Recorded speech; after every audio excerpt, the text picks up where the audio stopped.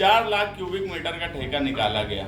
अब वो 4 lakh cubic metre का जो ठेका है वो कानूनी तौर पे कैसे दुरुस्त हो सकता कि कारपोरेशन ने 2017 में एक प्रोजेक्ट पूरे शहर के कचरे के लिए बनाए। उसकी पूरी प्रोजेक्ट रिपोर्ट है जिसमें करोड़ों रुपया कारपोरेशन ने खर्चा किया।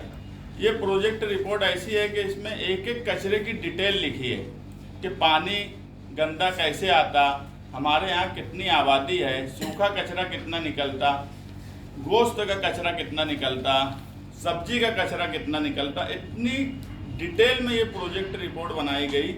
उस प्रोजेक्ट रिपोर्ट में 2 जगह ऐसा क्लियर लिखा है कि 1 लाख क्यूबिक मीटर कचरा यहाँ पर 2017 तक था, यानी 25 साल से उसका कोई सर्वे नहीं किया गया। यानी वो जो डेपो पे कचरा है वो 25 साल से जो था, इस प्रोजेक्ट रिपोर्ट में वो 1 लाख क्यूबिक मीटर लिखा है, पेज नंबर 106, पेज नंबर 112 पर 1 लाख क्यूबिक मीटर कचरा शक्ति इंटरप्राइजेस ने साफ कर दिया या उसका आखिरी काम चालू है। उसके बाद 4 लाख क्यूबिक मीटर कचरा कैसे आया उसकी कोई डिटेल नहीं। टेंडर में ऐसा लिखा गया कि जो ठेका लेगा, जो ठेकेदार, वो ठेकेदार बाद में सर्वे करेगा कि वहाँ कितना कचरा है। ऐसा कभी होता ही नहीं। यानी कारपोरेशन खुद उसका सर्वे करके ये नहीं आज मालूम करे कि वहाँ कितना है। यानी उसके जो टेंडर नोटिस है उसमें भी लिखा है कि अंदाजन 4 लाख क्यूबिक मीटर। इस तरह का कारोबार कारपोरेशन पहले कभी नहीं हुआ। और एक एग्रीमेंट की शर्त में है कि ठेकेदार अपने स्तर पे आखिर में जितना कचरा है वो खुद उसका सर्वे करे और उसकी रिपोर्ट पे वो कचरा साफ करे। इस तरह के हालात यहाँ पे पैदा किए जा रहे हैं और हम ये मानते हैं कि ये 17 करोड़ रुपया आवाम का ज़ाय होने के उसमें है। ऐसे हालात में जब इतने बड़े उस पर गैर कानूनी या गैर तरीके से कामकाज किया जा रहा है और कमिश्नर कोई रोक नहीं रहा है, हम इस ताल्लुक से कमिश्नर को लेटर भी दिए, कमिश्नर से इस ताल्लुक से बात भी किए। अधिकारियों का ये बोलना है कि यार वो 1 lakh cubic metre project report में गलत छप गया था या गलत उन्होंने रिपोर्ट दी है। तो कारपोरेशन को उसी वक्त इस पूरे प्रोजेक्ट रिपोर्ट पे एतराज़ करना था। ये इंदौर की कंपनी थी, तुमने उनको लगभग 3 करोड़ रुपये सर्वे का दिए और अगर वो गलत रिपोर्ट बनाए तो उस वक्त उस पर एतराज़ क्यों नहीं किया गया। हम ये मानते हैं कि ये रिपोर्ट गलत नहीं है। कारपोरेशन को अपना एक ठेका बनाना है, इसमें बरसरे इक़्तिदार और ख़ास तौर से कांग्रेस और शिवसेना, ये 2 पार्टियां इस शहर को दीमक की तरह चाट रही हैं। इसमें शिवसेना का तो मैं बोलूँगा कि सबसे बड़ा रोल है। जितने स्टैंडिंग कमेटी चेयरमैन इलीगल तरीके से शिवसेना के काम कर रहे और उनको बैठाने का शिवसेना का चेयरमैन, ये कांग्रेस का काम है। कि अगर आप देखेंगे कि सर्वे का जो मामला है घर पट्टी, वो भी शिवसेना के चेयरमैन ने ही वो किया। जब कोई चेयरमैन नहीं था तो शिवसेना ने खुद अपना चेयरमैन बना के उसको पास किया।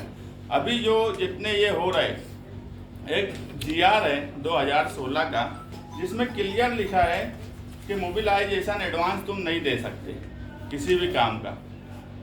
आज जो दादा यादव राव है वो 20% एडवांस, हर काम का 20% एडवांस देने की बात बोलते। ये गैर कानूनी है। इसमें हम इनकी मेंबरी आर्थिक नुकसान कारपोरेशन का कर रहे हैं तो हम इनकी मेंबरी को भी चैलेंज करेंगे आज के स्टैंडिंग चेयरमैन और उनकी हिमायत में वोट देने वाले जो भी लोग हैं। दूसरा मामला है गिरना डैम पंपिंग स्टेशन का। गिरना डैम पंपिंग स्टेशन पे 4 मशीन है, यानी 8 मशीन है टोटल, जिसमें से 4 पंप ऐसा बोला जाता है कि बंद है सालों से। अब वो पंप बंद क्यों है, ये कारपोरेशन में इतने इंजीनियर हैं, उनका काम था उसको चालू रखना। उसका ठेका निकाल दिया गया 3 करोड़ 71 लाख का, सिर्फ उसकी रिपेयरिंग का ठेका 3 करोड़ 71 लाख रुपये का निकला। हमने उसमें बहुत कोशिश की कि यार वो नई मशीन कितने की है इसकी डिटेल मिल जाए। कारपोरेशन के लोगों का इतना जोर चल रहा है कि जितनी 3-4 कंपनियां थी वहाँ जब फ़ोन किया गया तो वो एक ही बात बोले कि मालेगांव महानगर पालिका ने लोगों ने कोटेशन देने के लिए मना किया है। महानगर पालिका का ये बोलना है कि वो खुद जब भेजेंगे तो ही किसी बात का कोटेशन देना है। तो हमने मनमाड़ म्यूनसिपल काउंसिल के नाम से कोटेशन मंगवाया। उस ताल्लुक से किसी ने नहीं बोला कि मनमाड़ के नाम से मत मंगाओ, मनमाड़ के नाम से दे दिया। मतलब सीधा के यहाँ के बड़े अधिकारी ये सब काम इलीगल करके लोग कंपनियों को मना भी करते हैं कि वो उनके नाम से कुछ न ले जब तक वो खुद ना बोले। मनमाड़ म्यूनसिपल काउंसिल के नाम से जो कोटेशन आया 500 HP का, उसकी कीमत नई मशीन की 35 लाख रुपया है, प्लस GST और इंस्टॉलेशन का खर्चा और 3% उसका ट्रांसपोर्ट का खर्चा, वो उसमें टर्म कंडीशन में कोटेशन में उन्होंने दिया है।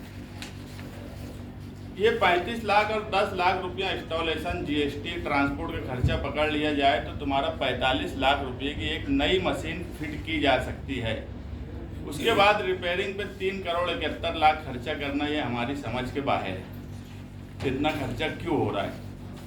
उसी में जो पंप नंबर ये ठेके पे दिए कि ये पंप नंबर हमारा दुरुस्त नहीं है, 4 पंप, जिसमें से मैं अभी लेटर दिया विरोधी पक्ष नेता का, तो उनका बोलना है कि 8 नंबर पंप 4-5 दिन पहले शुरू हो गया। मतलब मामूली दुरुस्ती से 8 नंबर पंप अगर दुरुस्त हो सकता तो बकिया के भी 4 पंप उसके जो भी दुरुस्ती है कुछ मामूली दुरुस्त करके या मैकेनिकल इंजीनियर को बुलाकर उसको दुरुस्त किया जा सकता, मगर उसको भी सिर्फ पैसा कमाने के लिए एक बड़ा ठेका बनाया गया। ऐसे हालात में जब महानगर पालिका इस स्तर पे चली जाए कि जितने की नई मशीन मिलने वाली है उससे डबल भाव में सिर्फ वो रिपेयरिंग कर रहे, तो आप समझ लो कारपोरेशन का कारोबार किस तरह का चल रहा है। तीसरा, मालेगांव कारपोरेशन